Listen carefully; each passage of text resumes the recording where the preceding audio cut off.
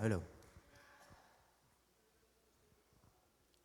So, magandang lalaki po ako sa inyong lahat bilang best man. Good evening. So, sa mga hindi nakakakilala sa akin, ako po si Ray. So, yung nabasa niyo po kanina na chat na kasama ni AJ sa fellowship, si Ray at si Rem, ako po yung Ray. So, when I heard the news or yung invitation ni AJ na ako yung maging best man niya, una pong pumasok sa isip ko is deserving po, no? Sobrang deserving ko po bilang best man niya. So yung mga co-nominees ko, binabati ko si Kokoy, si CJ, ah, wala eh. Ako yung best man. So okay lang po ba ngayong gabi? Establish natin ako po yung best. Ah, Kasi I assume lahat ng bisita dito, 50% mga kalalakihan. So yung 50% ng guest, lamang na po ako. No? Lamang na po ako. So, dahil ako po yung best man, sinerge ko po sa TikTok, no? Paano po ba gumawa ng speech ang isang best man? Sabi, make it about the couple. Scratch that. I will make this speech all about me, no? All about me. So yung kanina, narinig natin yung story ni Sir Paulo, yung love story ni Hanika, Hanika at ni AJ. Ito po yung backstory, no? Ito po yung backstory ng love story ni AJ, AJ at Hanika. Okay.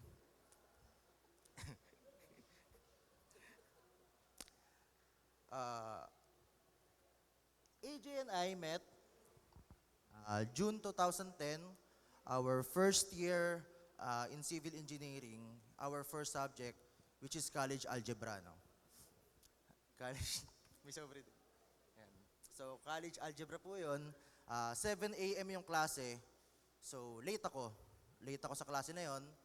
Pero okay lang, kasi tonight, I'm the best. No? I'm the best. So, bilang late, naabot ako na yung klase namin na nag-a-arrange ng seating arrangement alphabetically. No? So, Hugo po ako, Jimeno siya. So, nagkataon, naging magkatabi po kami. At nung araw na yon, una ko pong naramdaman, kutob ko, tanga to. Tanga to. Sino ba tong daga na to? No? Kasi kung makikita nyo si AJ no first year, para talagang daga. No? Dagang kulot. So, napaka-cute. So, bilang naramdaman ko na mas matalino ako sa kanya, nagkamali po ako. Mas matalino po siya sa akin. Pero okay lang, dahil tonight, I'm the best. Okay? Tonight, I'm the best. At sa unang 3 taon po ng college namin, ganun po yung naging dynamics namin. Matalino siya, ako sakto lang, sa kanya ako kumukopya. Pero okay lang, kasi tonight, I'm the best. Okay?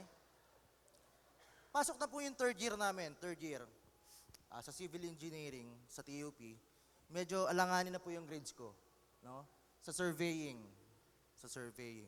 So yung professor namin doon is nagli-lead ng fellowship, yung TUP Life, no? Bilang delikado na yung grades, kailangan po namin sumipsip, no?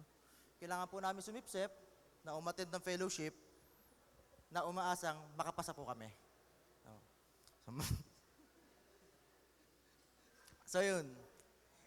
Yung pag-attend po namin ni AJ ng fellowship, hindi po yun ginusto namin. No? Hindi po yun for religious matter or spiritual, no? Gusto lang po namin sumipsip. September po yun eh. September 2012, no? So, palapit na yung finals. Kailangan na namin sumipsip talaga. Sana makapasa. Awa ng Diyos, bagsak po ako. No? Bagsak po ako sa surveying. Yeah. Pero okay lang. Dahil tonight, I'm the best, guys. No? So, ayun, sa fellowship, hindi ko sure kung bakit si AJ yung una nag-chat eh. Pero doon sa fellowship, kinausap ako ni Hanika, no? Kuya Way. Sino yun? Yung singkit. Kasi ganun siya, wala siyang R, no? Kuya Way. Kaya kanina nung sa simbahan, opo, padwe. Opo, padwe. No? Napakaganda. Then, bumagsak nga ako, naging irregular student, patuloy lang si AJ. Doon ko po naging kaklase si Hanika, no? Naging irregular student ako, naging kabatch ko si Hanika. So, nakilala ko si Kakay, wala na eh, matalino na talaga siya eh. Masipag, no? So, very family-oriented, nagsisikap, hindi nagpapakopya, no? Kaya masama rin ang loob ko. Dahil sa maling grupo ako napunta. Kaya Hanika. Pero okay lang. Because tonight, I'm the best. So, kami ni Kakay bilang magka-batch, sabay na din kaming gumraduate, no? Sabay na din kaming gumraduate, nag-review ng board exam, at nag-skincare. Sabay po kami nag-skincare niyan eh. Opo. Totoo po yun. Opo. May picture po kami nag-skincare talaga. Nagpapaputi kami at nagpapapayat para sa graduation habang nagre-review. Sa gumana sa kanya, sa akin hindi, pero it's okay. Because tonight, I'm the best. No? I'm the best. Sa pagre-review namin,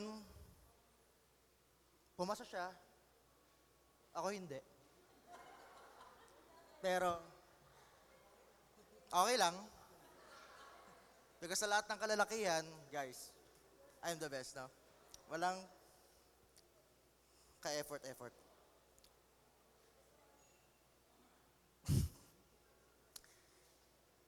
Ayun, naalala ko lang kasi habang nagtatrabaho na sila, nakapasa na sila ng board exam, wala silang ginawa sa 13 years nila kundi magtrabaho, no? Magtrabaho. At tuwing tinatanong sila, kailan kayo magpapakasal? Boy, hindi pa pwede. Hindi pa pwede. Laging sagot nila, hindi pa pwede. Hindi ko alam kung bakit. May mga anak na ba kayo? Basta lagi nilang sagot, hindi pa pwede. Napaka-selfless nilang couple, no? Family ni AJ, family ni Hanika. So, finally, after 13 years of being together, after beating Lisken, Katniel, Aldab, wala na sila lahat. Si AJ at si Hanika lang natira. They have already decided to choose themselves, no? Forever. Kinikwento ko yun, yung backstory ng love story nila, para sabihin na God really moves in mysterious ways, no? Mabanggit ko lang, God moves in mysterious ways. Nandito pa ba si Engineer Pancho? Sir, hindi niyo po ako kilala, pero kayo po yung isa sa mga dahilan kung bakit niyo po nakilala yung asawa ko sa Real Quezon. 2019, nagtatrabaho po si Hanika sa organization ninyo. Nag-apply po ako. Hindi po ako natanggap.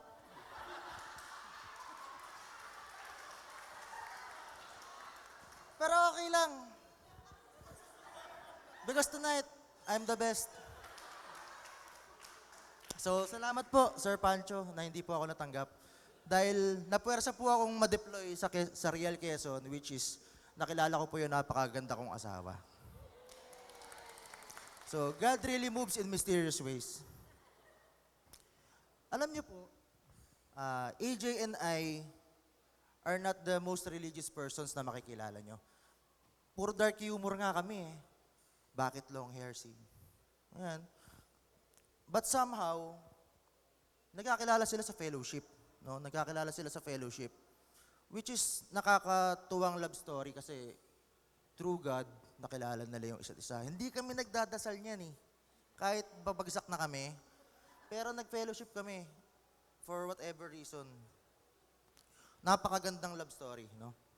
So, with that, I would like to invite everyone to raise our glasses. All right, may we request our couple to please do the infinity sign, please. Cross arm. Infinity sign, couple. Course up daw kayo. So with that, ladies and gentlemen, may we request everyone to please grab your glasses. If you have iced tea, wine, or juice, or water, grab your glasses, people. And let us all raise our glasses Napapala na. to the best life they can possibly give to each other and to their future family. Let us all shout, Mabuhay ang bagong kasal. In 1, 2, 3, go! Cheers! And sinit with a kiss, please. Kiss, kiss, kiss. Kiss, kiss. There you go. Palakpakan naman natin, ladies and gentlemen, one more time, our couple. And again, thank you very much to our maid of honor, Miss, of course, Miss Julka. And for tonight, he is the best